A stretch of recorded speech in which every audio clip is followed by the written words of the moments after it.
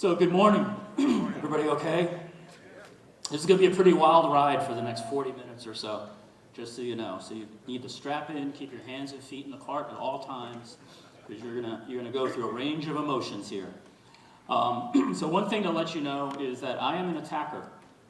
So my primary focus is to break into physical and digital systems. A key area of research that I have right now that I'm focusing on is cyber warfare and cyber munitions, and we'll talk a little bit about that. The reason I show this video, if you get asked, well, that was in 2010. And so why is showing us information and statistics from 2010?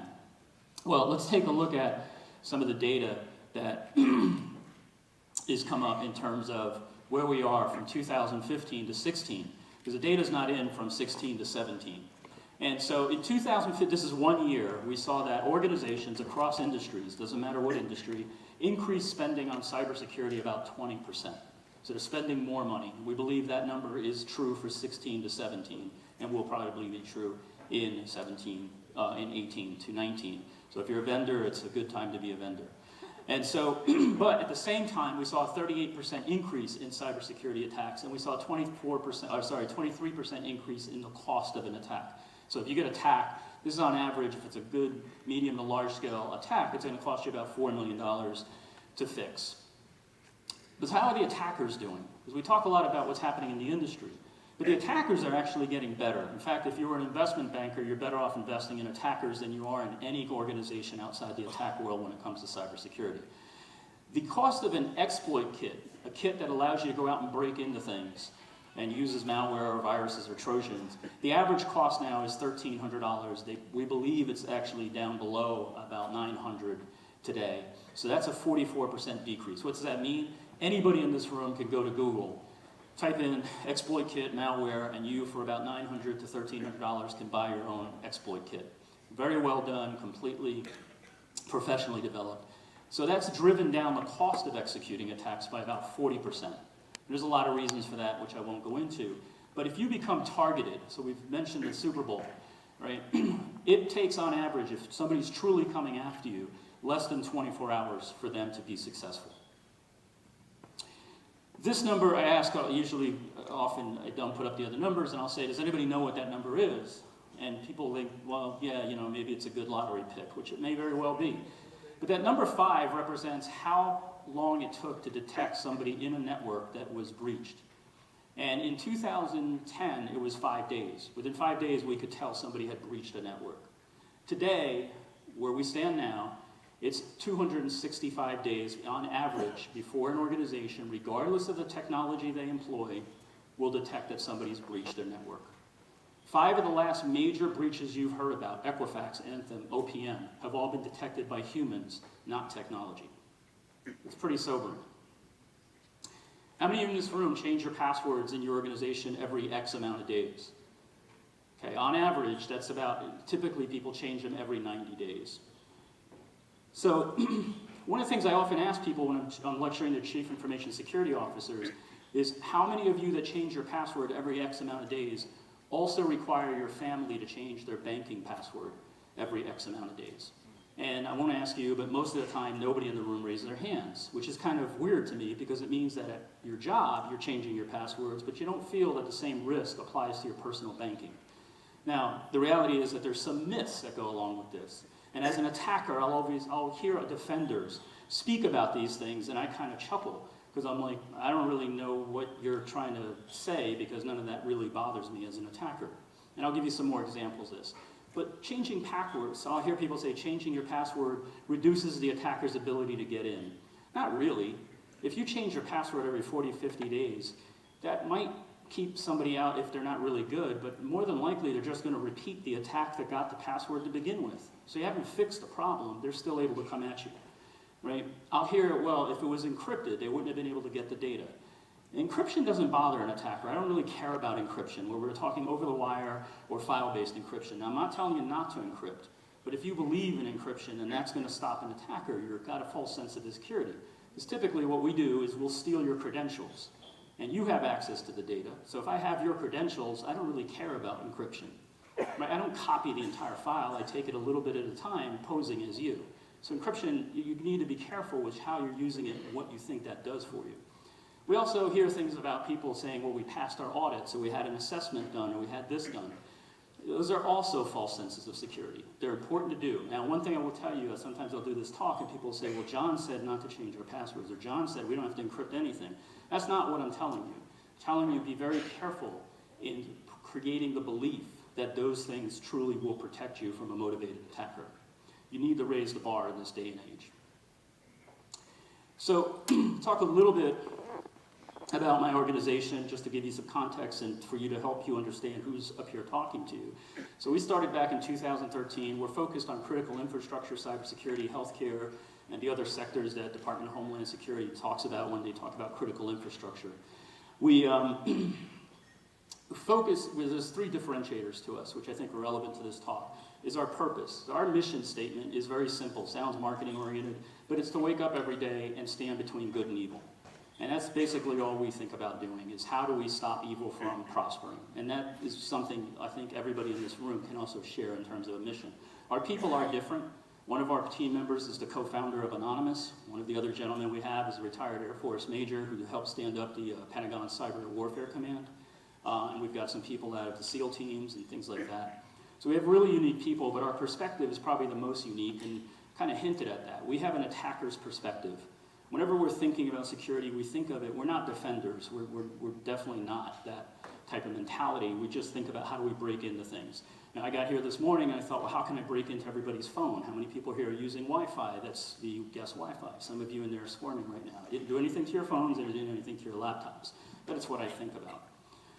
There's a bunch of services we do. We do incident response and penetration testing and red teams.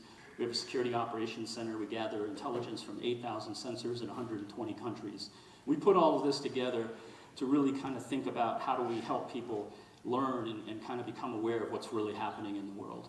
And that's kind of what I want to do for the next few minutes, and then I'll get up out of your way. This person here is what most people think about when I say hacker. Right? Some dude that probably spends too much time late at night watching Mr. Robot, eats too much chili, and drinks too much Jolt soda. This is exactly the reason we're in the state that our last speaker spoke about.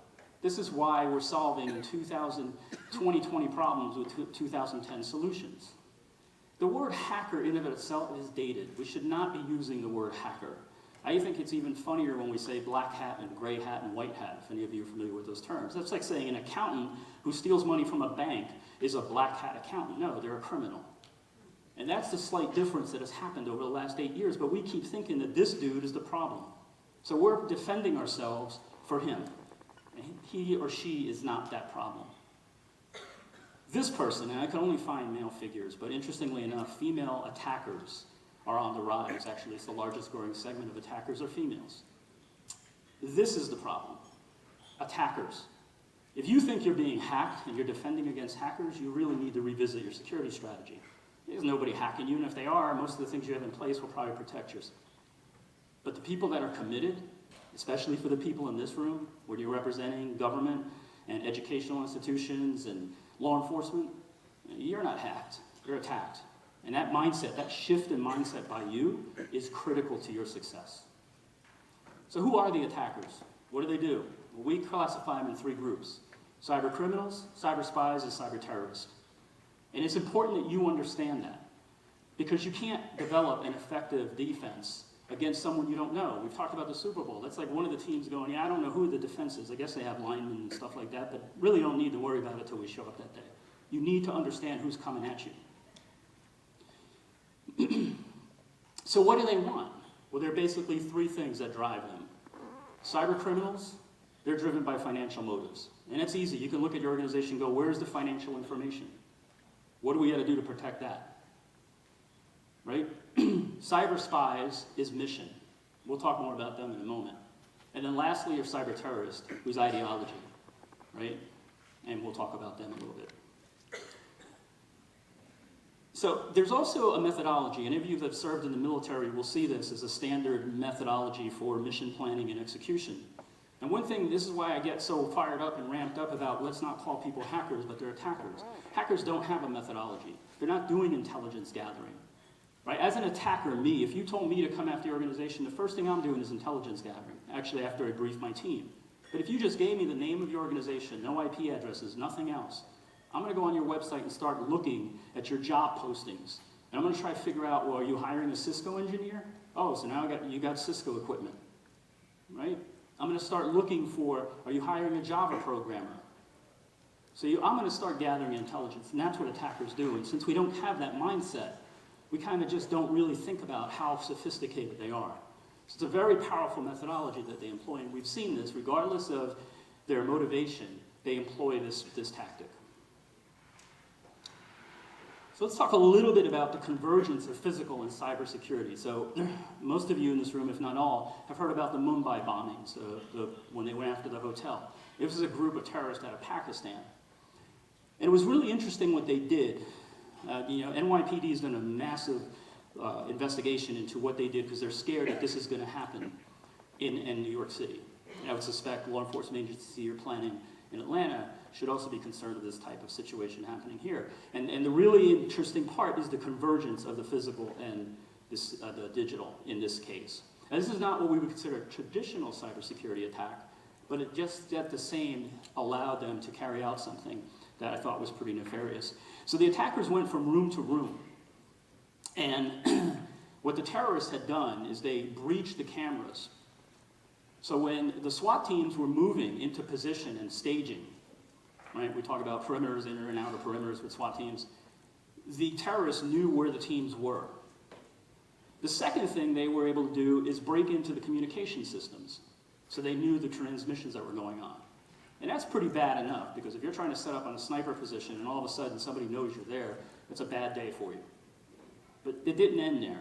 They used technology and their capabilities in a whole different nefarious way. The terrorists went from room to room in the hotel and kick in the door and see if anybody was there. In one of the rooms, there was this gentleman who was scared. He was elderly. I believe he was like 70 some odd years old. And he hid in a tub, but they got to him. And they dragged him out of the tub and brought him in the room, and they said, "Who are you?" And he gave them his name, which he made up. He made up the name. And they said, "What do you do?" And he said, "Well, I'm an educator. I'm a teacher. I'm just here because I won a contest. I don't have any money." Right? And so the terrorists were in communication with a command and control center. And the command and control center said, is your hostage heavy set? And the terrorist on the ground said, yes. He said, is he bald in the front? He said, yes, he is. He said, does he wear glasses? And they said, yes. And using that information, they were able to track down who this person was on Facebook. And unfortunately, they figured out that he was the chairman of the board for a bank. So the terrorist said, what shall we do with him? And the response was, kill him. So when we think about, oh, this is a hacker, we're way beyond hacking. Way beyond it. Thankfully, we haven't seen a lot with cyber terrorism in the digital space, at least nothing that's public. We've seen one incident that I know of that DHS classified as national security, so I'm not going to talk about it, but we have seen not broad scope cyber terrorist attack. We have seen cyber spies. The FBI believes that there are 160, or 108 rather, countries that have cyber spy organizations. Now these are not simple little groups that get together. They rival our NSA. China has close to, I believe it's 13,000 cyber spies that report to work every day. And what's that mean to you is threat intelligence. It means you have an adversary who's showing up 24/7, working in shifts just like you do, coming at you, using threat intelligence. Right, using everything they have. This is what they do. They're professionals. They're extremely sophisticated. It's not a kid in a college dorm room anymore. Anybody here ex-military? Have you ever heard about an exercise called Robin Sage? Anybody know what that is? Okay, I'll come back to that in a moment. This is a profile, I know it's hard to read, that this woman put out there. And it's on a website that the intelligence community uses for people that are involved in intelligence community work. It's like Facebook for the intelligence community, which is kind of weird to begin with because you just kind of have to validate and you can kind of get around the validation and then you have a profile. And on it, she basically said, hey, I'm looking, I've been doing all this cybersecurity stuff, I'm really good, I've worked for some major defense contractors, and I'm just on here looking to help, and if anybody needs any help with cybersecurity or defense or cyber munitions, just reach out to me. And within a day, she started getting contacts. She also had the same profile on LinkedIn and Facebook. She friended the CIO at NSA. She also friended a congressman and executives at Northrop and Lockheed. This is all public, so I'm not outing anybody. It's been known. She then started to get requests from these people to interview for their organizations. She said, hey, I don't have a secret clearance. They said, we'll sponsor you. Don't worry about it. You really got a great background. Now, this is after a few chat room sessions. She also befriended an Army Ranger. And she would send pictures of herself in a bikini. And the Army Ranger would send back photos of him in Afghanistan. Unfortunately, he didn't think about turning off the GPS capability in his phone, and she was able to develop a map of his forward operating bases and determine exactly where he had been deployed and where his units were. So this is an amazing example of just how easy social engineering, which is something everybody here has to deal with and think about every day. So here's the best part. She did accept speaking engagements, and she said, well, I don't know a lot about that topic. And the people that had asked her to come speak at the Pentagon said, no problem, we'll send you some documents, which were classified. And she didn't have the clearance. Now, thankfully, and here's the big kicker, the reason I asked you guys if you know what Robin Sage is. That was her name. But it's also the name of the graduation program for the Army Special Forces selection for Green Berets. So at the end of the selection, you go through this exercise called Robin Sage. And this was actually a fake profile that was built and developed and pushed out there by a news reporter, trying to see how far they could get just by putting something out there and seeing what happens in a social environment. So when we think about social engineering and what you have to do to train your people to not talk, to maintain operational security, this is why. Right? Because this might be an extreme example, but I kind of get a chuckle that she used the name for actually a very public graduation ceremony, and all these people never picked up on it. Cyber criminals, they are extremely organized. We think of them typically coming out of the Eastern Bloc countries. They collaborate deeply. One of the biggest challenges we have is we don't collaborate. Thankfully, there's forums like this being put on where you can learn and collaborate and share information and talk about things. You know, there's extreme incentives. We're now seeing people come out of Eastern Ukraine, Russia, colleges, and there's recruiters on the college campuses trying to recruit people for cyber criminal organizations. And these aren't, you know, I talk about ISIS a lot of times, and what people most don't realize is, you know, people aren't just going there. It's not the old days where they kind of ran had a job in the morning and then did criminal activity at night. Today, if you join a cyber criminal organization, you're going to get a full salary that's competitive with any other software company. You're going to get full benefits, life insurance. If you don't know, ISIS actually offers the same package, but the Eastern Bloc countries kind of probably do a little better in terms of it. So it's a full-time employment. One of the things we just learned in the last 8 to 12 months is that they're also running contests, right? So let's say I wanted to go against Atlanta PD. I'm going to hack into them. I know you guys are here, so it's just a joke. We won't really do this. All right. What you could do is you go to these groups and you say, hey, look, first person that can break into Atlanta PD, we'll give them a Ferrari. We didn't know that was going on. They're actually running attack campaigns where you're getting a full-time salary plus you're getting incentives and bonuses to break in. It's changed. It's a very different world. Everybody ever see this? Yep. Right? It's a CAPTCHA. People hate it. Well, here's one thing that happened, right? Attackers, and this is why I get chuckle when I hear defenders talk about, we're going to do this, and we've got that, we've got encryption. And I'm like, yeah, you need a drink. Here's the thing, right? So this thing came out, and everybody's like, oh, we've got a way to stop bots, right? Bots are these computer programs that go attack websites and do brute force attacks. And so with this thing, it was a pain. You couldn't use the bots, right? So the cyber criminals started scratching their head and saying, well, what can we do to get around this? Because the bots can't figure out how to do these CAPTCHAs. Anybody have any idea what they did? One word, porn. Okay, so what they did, if you can value what the attackers want, then you can identify where that is in your organization and start thinking about how to classify those assets. Some of them are going to be a 1, where it doesn't, you know, if they get to them, it's not a big deal, but you don't want them there, but still not a big deal. And some are going to be like a category 5, where you're going to say, if they get to that, we're in trouble. If they get to our HVAC systems, if they get to our cameras, if they get to our financial data, our employee data, those are the things we got to lock down beyond anything we've ever done before. A last stand mentality. We talk a lot when we're talking to organizations, especially when we are doing incident response stuff or simulations, where we'll ask them, well, what is your last stand?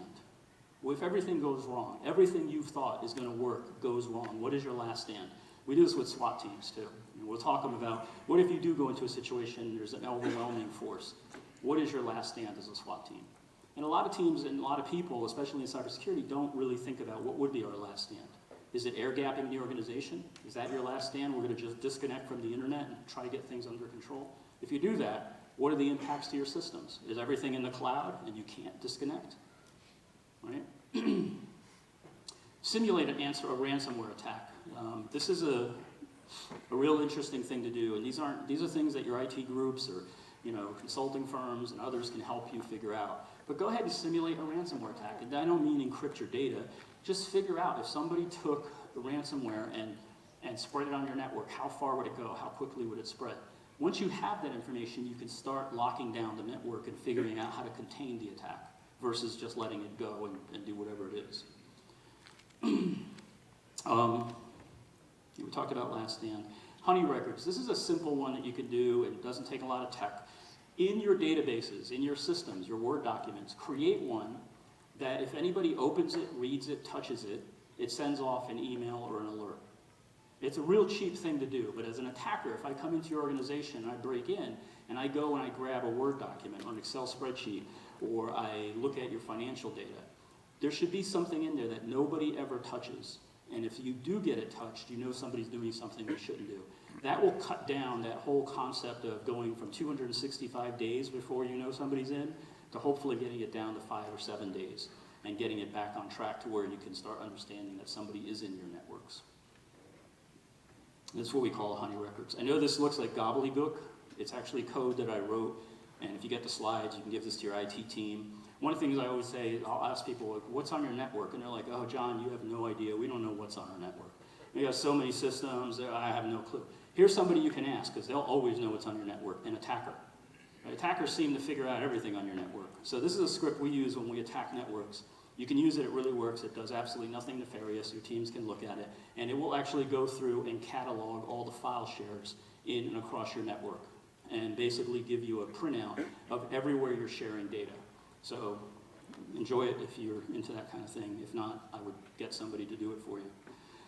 And then your endpoints, all those devices that are sitting on the desktops, in your pockets, in your camera systems, your HVAC, your thermostat controls, all of your parking systems, all of those things, figure out how many of them need to be locked down. There's a question I often get, like, well, why do I care about my parking system or my CCTV or HVAC or any of that? Well, because they become pivot points, right? And people say, well, that's not connected to our network. Well, is somebody managing that system with a company laptop or an organizational laptop or an organizational computer? Because if they are, then the goal for me as an attacker is not really to get something from that edge point system. It's really to infect that system, so when you connect to that with your laptop, it downloads something onto that laptop, and the next time you connect to the corporate network or your organizational network, we now have access to that. So the reason it becomes so important, besides the obvious of locking down these edge point systems, is to serve up, they're great ways to serve up pivot points for attackers. The reason I stumbled there is I was thinking of something we did to a police department where they said, oh, we're locked down. So we went out to the parking lot, and they had laptops, ruggedized laptops in their cars, and we took a USB and put it into the laptop. And that was it, game over. And so you need to think about these endpoints. Can somebody put a USB, right, on your laptop? Or on something else? I actually had a film of I don't know if any of you travel.